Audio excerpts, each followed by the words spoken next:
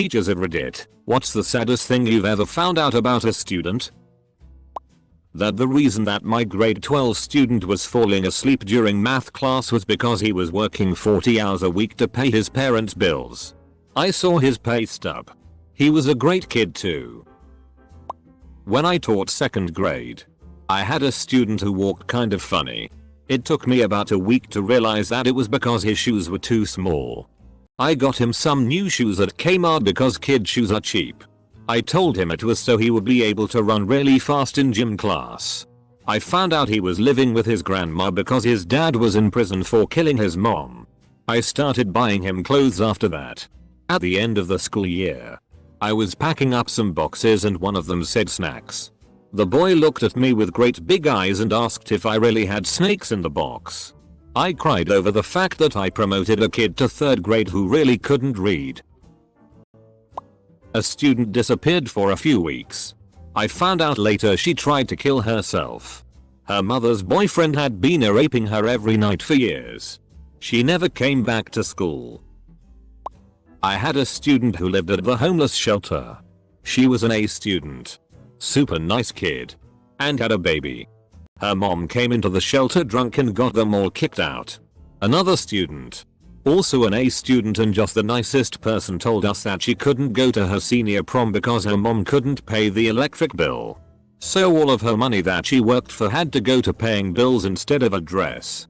The teachers pitched in and helped her go. Because if anyone deserved a nice prom, it was her. I had a very smart kid failing my class because he wasn't turning in any homework. When I asked him why, he told me he lived in a hotel room with 12 other people. There wasn't space. And it was too loud for him to focus. Open bracket. My mom is a public school teacher. She has told me some super sad stories about her students. At least 3 a year. One kid had some disease where he had really brittle bones. He was in a wheelchair. She said it would break her heart because he would say that he just wanted to be a normal boy. To run and play like the other boys. She has a little girl in her class this year. Her mother was a drug addict. Her father was trying to break the mom of her addiction by, I guess, locking her up in a room. While the drug dealer showed up to get his money, the dad answered the door. Him and the dealer started arguing. He shot her dad while the little girl was holding his hand. It seems like every year she has super sad stories. Teacher here. I work with emotionally disturbed teens. Last year was my first year and I had one female student who was the first kid in her family to graduate from high school. Sweet girl. Smart. And always worked hard. I worked hard to get her into college on a full ride. She had a lot of demons in her life. Mom is a drug user. Sister was as well. And she was dating an abusive boyfriend. About 3 months before the end of the school year she disappeared. Mom left a voicemail, while very high, saying she hasn't seen her in a few weeks. I somehow get a hold of her on the phone and she was whispering. Her boyfriend in the background was screaming at her. She told me she wasn't coming back. About a week later the police showed up to my class asking when we last saw her. If we had any recent photos. They can't say why. But mom was as high as a kite. I get a call later that night asking if I could come down to the station and identify her because mom is refusing. She was beaten to death by her boyfriend. To the point she was barely recognizable. I threw up in the trash can after seeing a photo of her. She was 17 and killed by her boyfriend who left her body on the side of the road. Mom OD'd a few days later and no one was left to bury her. It was a reality check working with her. So bright and had a future, but she was a victim of her environment. Work in a high poverty region. Learned one of my special ed kids was raped by her mom's boyfriend while the mom held her still. The reasoning was to get her pregnant since she was almost 18 so she could draw check. I found out she was used as a human shield when her father was arrested for murdering her mother. 7 years old. 7th grade student lost an older brother to a drive-by. After a few months I was told they had lost 2 other siblings the same way a few years earlier in elementary school. 3 years down the line and his name was in the local newspaper for killing an 11th grade boy for his gang. That year I had the 11th grade boy's little sister in my class. I was a teacher's aide in high school for the special ed kids. One of the adult aides confessed to us that one of our students' mothers couldn't handle that her kid wasn't acting like most boys his age, aka that he wasn't trying to get in girls' pants. The mom was evidently calling hookers for her son, and when they'd show up she'd help him touch them. To my knowledge CPS was called. No idea how it ended. Edited cause people want more info. The kid was probably 15, a sophomore I think. It was 10 years ago, and he was severely mentally disabled. Enough that he needed his diapers changed. Was non-verbal. And pretty much couldn't move at all unassisted. Please excuse my lack of tact. I shouldn't have even posted this. Anyway. Facts are in this case that what the parent was doing was wrong, seeing as how the kid was not able to consent in any way. One student I treated had bone cancer. He had his leg amputated, and that's why I was teaching him exercises for his stump and prepping him for his new leg. He said he wanted to be a meteorologist. 2 years ago I found out that another tumor grew on him, but that time on his head. He died shortly after that. Teacher's assistant here. The elementary school I work in has a 53% free and reduced lunch population. A first grade teacher noticed that one of the Hispanic non-English speaking kindergartners would come to school wearing oversized, beat up sneakers. With her own money, she went out and bought a pair of sneakers and a couple of pairs of Spider-Man socks for him. She took a guess at his size. Being a mom, she had a good idea. Close bracket. He loved his new sneakers but didn't know what socks were. He asked her what they were for. She had to explain what they were used for and help him put them on. Boy, did his face light up. I'll tell a story a teacher friend of mine told me. And it really messed with me. She had this little girl in her class who was known to act out a lot, so they'd gotten used to knowing how to settle her down, etc. One day she seemed to be extra difficult, and when they sent the kids off for lunch, the girl came up to the teacher and clung to her leg asking if she could have some food. Turns out she'd been sent to school with no lunch or money. She also hadn't had any breakfast. Oh. Or dinner the night before. I really hate people being hungry. It upsets me more than most things, and the thought of this little girl starving and not understanding why nobody would feed her messed with me for days. And it still gives me a horrible feeling now when I remember it. My mom was a high school teacher. 2 of her students, not at the same time, came to live with us. As far as I know, S was heavily abused by his father. Pretty sure his father didn't give a crap that he moved in with us. M was a senior whose mom moved to another state to live with her boyfriend. M didn't have anywhere to go and she wanted to finish her senior year. S became best friends with my brother. But my brother didn't really like S's fiancée. After the wedding, which we all attended, he was forbidden from talking to us. M is doing great. She moved out to go to college. She had a very difficult time with her brother and her family in general, but 20ish years later she's a missionary married to a fellow missionary with 2 adorable kids. We lived below the poverty level. But what mom had to give, she gave. Not a teacher. But when I was in the 8th grade we had a little buddy in kindergarten where we accompanied them to church. It was a Catholic school, and also did activities with them. I got this little blonde hair kid with glasses named Jesse, and he was quite the handful. Didn't really seem to get along with the other kids and was always acting out. At first he was tough to try and keep in line, especially at church. But after a while he seemed to take a real liking to me and started listening. We started getting along great and had a lot of fun drawing and coloring together.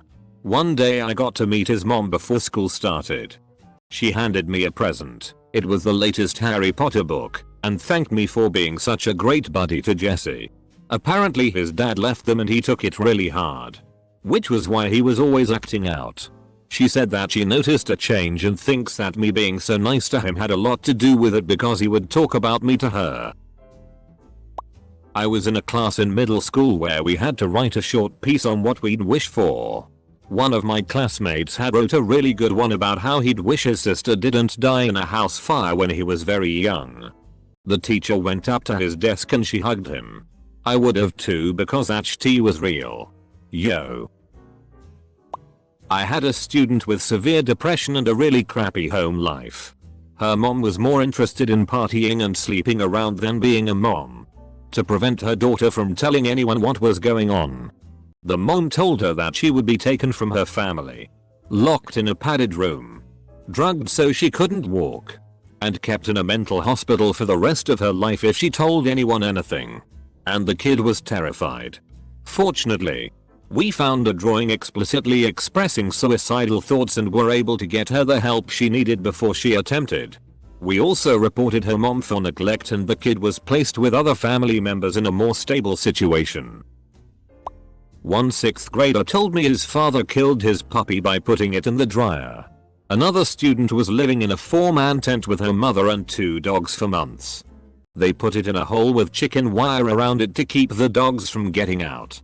They ended up going through Hurricane Irene like that. I currently have another 6th grader in need of a place to live because his mom is a drug addict who can't take care of him. She also blames him for DCF investigating because he mentioned his home life to his therapist. Another student was diagnosed with Duchenne muscular dystrophy. It's a disease wherein the muscles turn to jelly from the legs up. People with this disease live up to about only their teen years. Up until their breathing muscles hold out. He was 7 then. Mother was dying of breast cancer. All she wanted to do was make it to her son's graduation. She didn't make it. 1. A student at the top of his class committed suicide. He would get so anxious about tests. 2. Countless students moved into psychiatric care. 3. A student who was homeless and expectant father trying to graduate after dropping out 2x. That one ended well, but it was shaky for a bit. Just want to say thank you to the teachers here. My mom is a teacher and it is impossible not to see the emotional toll she endured taking care of these children who had families who were struggling to get by, or had parents in jail, or simply were not cared for. It can be a very rewarding, but difficult job. Thanks. I'm not the teacher. I'm the kid. When I was a kid I was abused. A few teachers would realize it. Anyways, I never had lunch at school, and I didn't qualify for free lunch, because my mom didn't care enough to make sure I ate. I was probably one of the skinniest, least nourished kids in the school. A teacher found out that my mom just wouldn't give me lunch and food at home was scarce. So she bought me lunch every day I was at school for 2 years. I looked like the Home Alone kid, so the way I repaid her was to do the aftershave scream face to make her laugh. She said laughter was a form of payment, since I refused to take free food she had paid for. Buried, but I teach in an alternative high school. 40% of our students are sexually abused or recovering drug addicts. It's really rough. We have one student in particular who is pregnant with a child that she has elected to keep even though it was a result of rape. She's a tough kid. It's humbling sometimes to remember that even though these students are young, it doesn't mean they are too young to suffer. I learn more from them about being a resilient human than I would anywhere else. I'm lucky to work with them. I taught preschool. 3-year-olds. I got a new student who was in her grandparents' care because she had been molested, raped by her mother's boyfriend. She had all kinds of issues. Obviously, because she didn't know how to comprehend what happened to her and how to deal with it. She was so damn smart, and funny, and great, but at the same time had violent outbursts.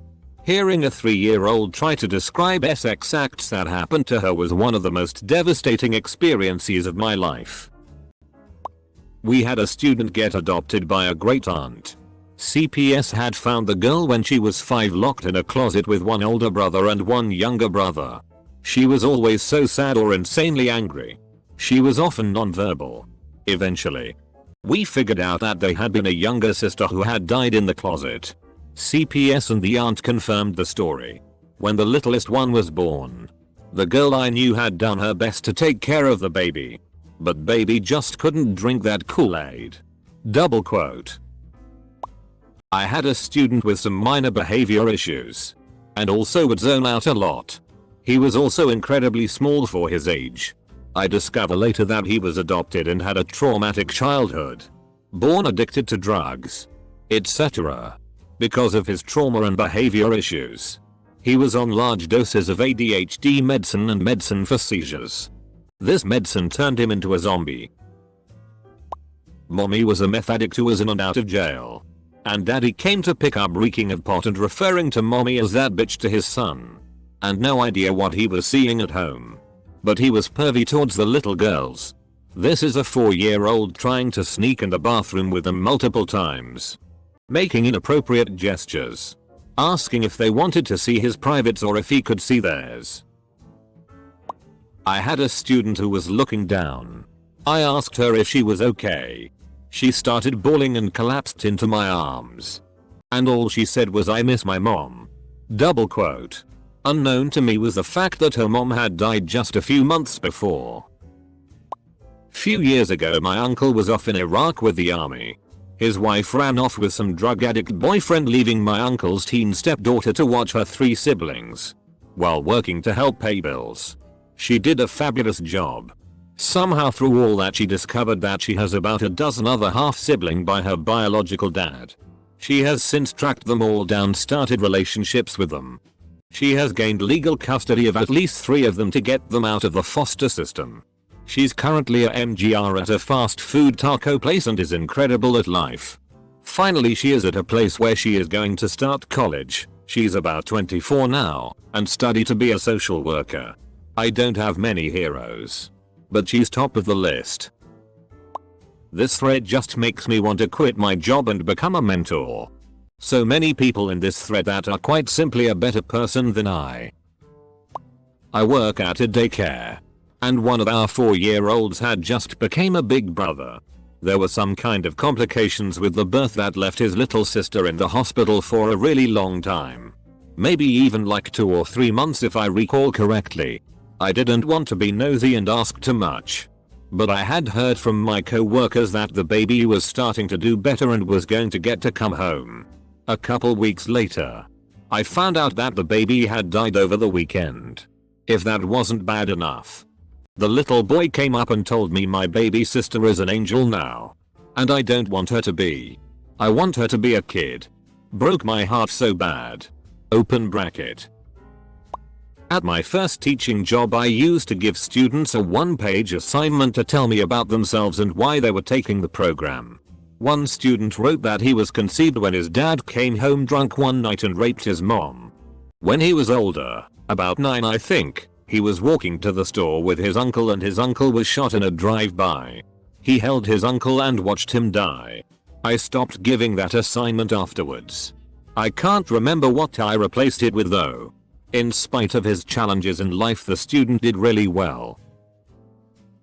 I went to the same school as Amber Dubois when she went missing. A lot of the teachers took it pretty hard. One of my students got diagnosed with stage 4 neuroblastoma cancer at the age of 5. Through his bones and all. His mother was a single mother and he is the only child. After a year and a half of heavy chemotherapy and non-stop hospital stays he is finally cancer free. Still going for radiation every couple weeks or so. Whenever I'm feeling down about the little things, I think of what this 5-year-old boy and his mother have been through and are still going through. I subbed at a public school in the Philippines. The district I was assigned to accepted students from low-income families.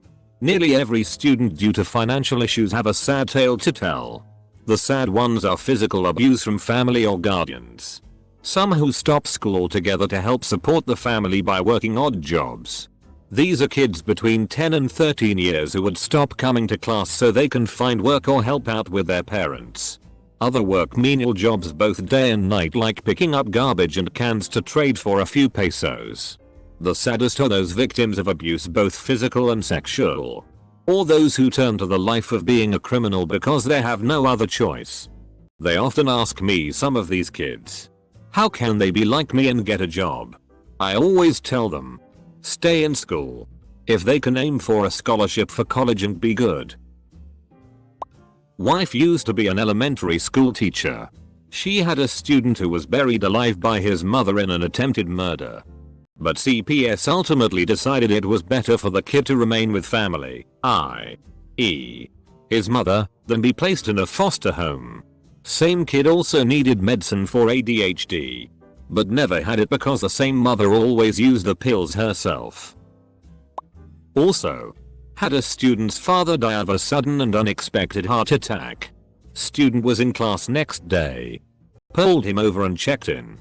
He said home is too sad. I just need normal today. Double quote. That they watched their father OD and die while on heroin. 3 of them. Now they live with their mother. Dad was initially granted custody. So now they live with a person who the courts decided was the less fit parent. First year of teaching I met several high school kids who had issues. Major issues. Then I figured out why they had issues. One student watched his father set himself on fire to try to commit suicide. The dad changed his mind and ran for the bathroom but didn't make it. Another boy was turned into a drug dealer by his mother at the age of 8. She also sold him out to men for sex. Kid was severely depressed because her father was raping her. He told her that he would take his life if she ever told someone. She told someone. He killed himself. And she blames herself. I just lost a student in September to suicide. I remember sitting on the sidewalk with his 8th grade sister as she sobbed for him. I still cry. Special education teacher here. Been teaching a really long time and have stories for days. Many good and pretty bad. Had a student whose father dropped dead in his apartment. The kid lived with dad due to mom not having custody. This kid was really low functioning cognitively and didn't know what to do, so the kid sat in the house with the dead dad for days before someone came to check on them. I have other kids with similar stories. Another former student was sitting with mom and mom's boyfriend when the boyfriend stood up, took the gun from the side table and shot himself on the head right in front of the kid. More stories of kids who aren't able to eat due to parents being hungry and not having enough food for everyone. But the parent makes sure they eat. So sad. I've taken kids home to ensure they wouldn't sleep on the streets. But you can't save them all. I had a normally disruptive student act unusually subdued one day. I pulled him aside to ask if everything was okay and he told me that someone was bullying him on Instagram and told him he was the reason his parents killed themselves. As it turns out, yes, his parents both committed suicide at separate times and one of his brothers found the parent each time. My heart goes out to that kid. He's since been adopted by his aunt and lives with his cousin who's the same age. The 2 of them are like brothers and it's good to know he still has loving family around him. This'll be buried because I'm late, but it's worth it. Years ago, I taught in Chicago's South Side. In Englewood, arguably the most dangerous neighborhood in Chicago. One of my students was a good kid trying to fix his life. He had an older brother heavy into the street life who got locked up. Because his brother was locked up, my student becomes the target of his older brother's enemies. He had been focusing on his schoolwork so he could get out of Englewood. Oh right, he had just had a daughter too. Forgot that part. When he gets captured by his gang's ops, dragged into an abandoned building, and shot in the head. This kid had been in 3 AP classes, 2 of them were mine, when this happens. Had been accepted to some local colleges. Then, because of his older brother's bullshit, he gets executed. Typing this fills me with rage and sorrow at the same time. RIP. Not a teacher. But I used to work in a children's psychiatric facility. Almost all of the kids that come through have terrible stories. The worst one I ever heard, though, was of this little boy who was severely abused. Apparently his parents were drug addicts who would neglect him, molest him, and pay him from the time he was a baby. Then they started having people come through their home to pay their son in exchange for drugs. Eventually, CPS got involved and sent the boy to live with the grandparents. Unfortunately, though, the grandparents enabled mom and dad and let the abuse of the boy continue. He eventually became a ward of the state. Basically because from years of neglect, he was severely cognitively disabled. At the age of 10-11, he still needed diapers and he could not form sentences. He communicated by cooing like a baby. He was also found to be on the autism spectrum. Suffered from attachment disorders, PTSD, and mental retardation. I feel so bad for him, and I'm really not sure whatever happened to him after being discharged from the hospital. Not a teacher. My cousin is. She works in special ed. And she did her student teaching in a rural area known for massive drug issues and low incomes. She had multiple students who, for some reason, hated leaving for the weekends. She found out from an older teacher that some weekends many of them would not eat until they returned to school on Monday. When they went over curriculum about food and were asked things like where does milk come from, she got answers like the government. That was eye-opening to me. There are kids growing up in America who are amazed by going to the store and picking what you want to eat, or that most people aren't only provided an allotment of cheese by the government. It's heartbreaking. Homeless. Only meals were from school food. Didn't know how to shower properly at the age of 14. Not much clothes. Stroke. So a whole bunch of the school's staff helped the student and his siblings out. Thank you. Just thank you. For helping all of these kids through life. You are far better people than I ever will be. I know it's a little off topic. But thank you. A student was taken from his home, split from his siblings, and put in a boys' group home. 6 months later, the group home van was struck by a truck and he was killed. Only 12 years old. His sister used to play soccer for me, and I've had to call the police because he was left at the soccer fields after dark. No one knew he was gone. When he died, the mother set up a GoFundMe page to raise money for his funeral expenses. He was, by then, a ward of the state, in which the state pays for his burial. I don't know what that mother was going to do with that money, but our school reported her. The whole thing makes me sick. He died in the fall of 2016. By far the worst was when I found out my special needs student died in his sleep the prior night. He was the sweetest, kindest hearted kid you could ever know. In fact, it was 4 years ago to the day. R.I.P. Travis. My dad's a teacher for special ed students.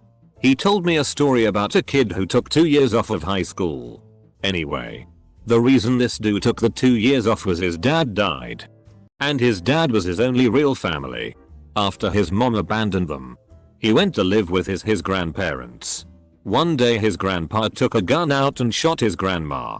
He went out to try and save his grandma, she literally dying in his arms. Then his grandpa takes a gun and shoots himself in front of him. That shit's traumatic. I don't know where to start. I have students who have watched their families be brutally murdered, siblings, parents, etc. I have a student whose father is in jail for attempted murder. The kid watched his dad try to kill his mom. I have kids whose parents have been deported. We found out one was living under a trailer. I had a kid who had a child at 14 because she was raped by a family member. Shit, I once had one of my kids joyriding without a license, crash the car and kill 2 of my other kids, leaving a third the quadriplegic for life. Anyone want to guess how the guy who lived was treated in the community? I'm going to have a hard time picking the saddest. This will get buried, which is probably best anyway. But one of my students was kept in a cage for years by his parents. His twin brother was next to him through most of it. They suffered malnutrition and abuse that can't even be described without feeling pain. Because stuff like you see on the TV dramas sometimes ends up being true. The brother died. The remaining boy had developmental issues but actually managed to flourish as he got to his teens. I remember sometimes looking at him across the room and pushing back emotions that any decent human would have for someone who had overcome an event so traumatic. I have lost contact with him, but it is not hard to imagine that the psychological damage of that abuse isn't playing itself out in his mind in ways that can't be captured. As a vice principal, going to juvenile court to testify on behalf of a high school student that I thought had been given short shrift by the school police officer's investigation. Saw how little time his public defender had for him before being ushered into the courtroom. The DA essentially dismissed my information despite the fact that he had earlier told me. Whoa. We don't get very many vice principals in here for the defense. Without hearing me out. The kid was sentenced to months of weekends in Juve for which his parents could not afford to pay. When the kid was killed in a head-on crash 2 years later. At the age of 19. I just about lost it. He could not catch a break.